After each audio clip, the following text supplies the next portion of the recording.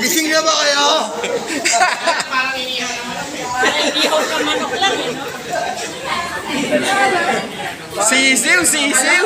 Nawala ko anto ko, napagod naman ako. Ano warlord? Warlord yan? O, ayan ang pamagat ng ating seminar.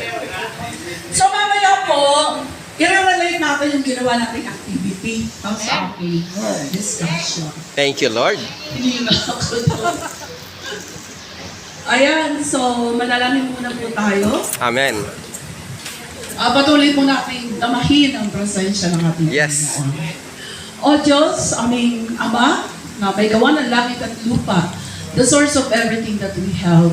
O Diyos, salamat po sa patuloy na pagsama mo sa amin ngayong araw na ito, kung saan, Panginoon, niloob mo na magkaroon kami ng ganitong activity.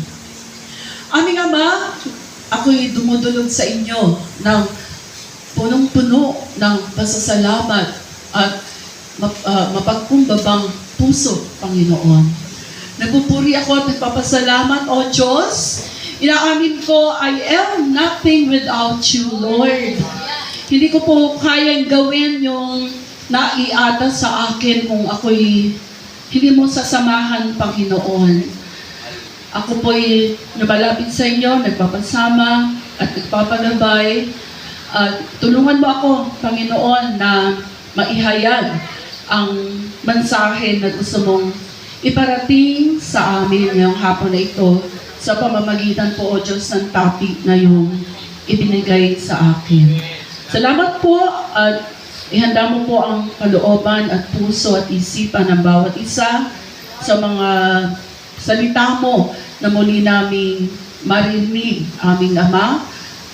Tulungan mo nga kami, Panginoon, na makapaglingkod sa inyo, O Diyos, ng buong kahusayan, Panginoon, dahil ito po ang iyong ninanais para sa aming lahat.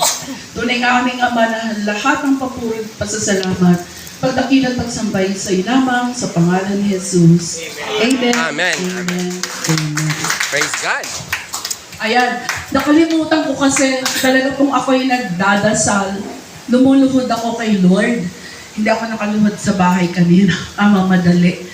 So, ayun po, talagang hindi ako pwedeng magsalita kung ako ay hindi sasamahan at gagabayan ng Panginoon. Thank you, Jesus. Kinakabahan po ako kasi parang yung topic na nabigay sa akin, parang ang hirap at saka parang baka hindi, parang feeling ko, hindi ako ang dapat dito, no? Dahil alam ko, marami pa akong dapat na iayos or gawin sa aking buhay para marating po itong excellence level. At alam ko, marami dito dahil nga sa inyong paglilingkod ng buong kagitingan, buong oras nyo ibinibigay nyo sa paglilingkod. So parang I am really humbled, no, with the topic that is assigned to me. Kaya talagang ako po ay itatayo ng Panginoon. So ito po ay kanyang mensahe